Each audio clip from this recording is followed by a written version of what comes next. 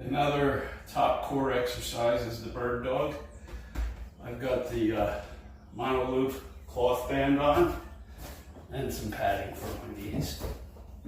And I get set, raise the leg, and what I'll do is touch the toes and then only lift the leg to a certain height, because you go up high and you can see my back arches, and then you bring the other arm forward.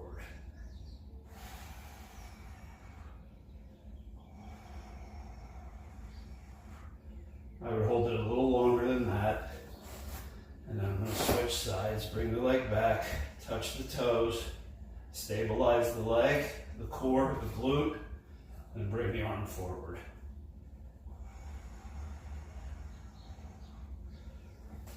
So that's the bird dog.